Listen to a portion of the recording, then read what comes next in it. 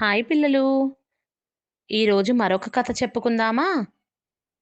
ఒక అందమైన అడవిలో చాలా జంతువులు నివాసం ఉండేవి. అందులో ఒక చిన్న కోతి చిట్టి అని ఉండేది. అది అందరితో చాలా స్నేహంగా ఉండేది. ఆ అడవిలో జంతువులన్నింటికీ అది వేసవి కాలం కావటంతో నీరు దొరికేది కాదు.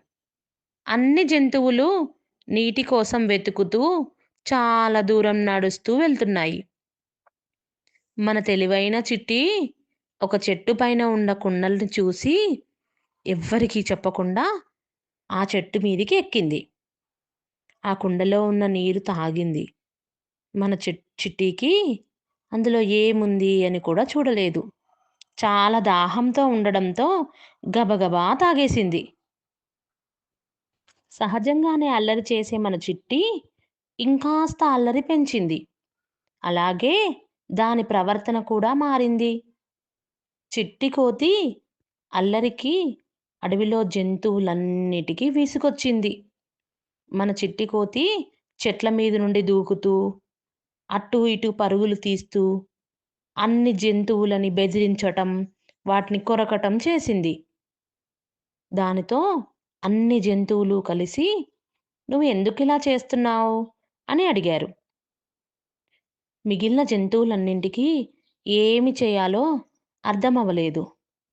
అలాగే చిట్టుని చూసి చాలా భయపడ్డాయి. అటుగా ఒక పెద్దాయన వస్తున్నాడు. తను గుడ్ల వ్యాపారి. కోడిగుడ్లు అమ్ముకుంటూ ప్రతి ఊరు తిరుగుతాడు. పాపం అతను కూడా తన సైకిల్‌ని చెట్టు కింద ఆపి కొంతసేపు విశ్రాంతి తీసుకుందామని ఆగాడు.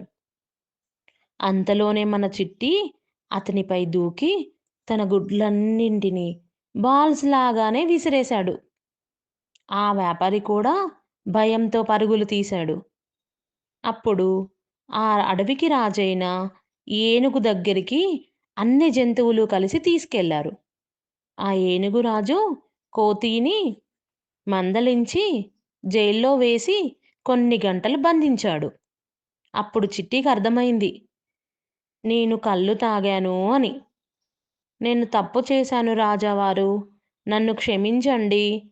ఇకపై నేను ఇలా ఎప్పుడూ చేయను. నా తప్పు నేను తెలుసుకున్నాను అని చెప్పి చిట్టి క్షమాపణ కోరింది. పిల్లలు, తెలియని వాటిని తాగడం మంచిది కాదు. మనం ఈ కథ వల్ల ఏం నేర్చుకున్నాం? మన ప్రవర్తన ఎప్పుడూ అదుపులోనే ఉండాలి. మన కల్లు తాగిన కోతి కథ మీకు నచ్చినట్టయితే లైక్ చేయండి పిల్లలు.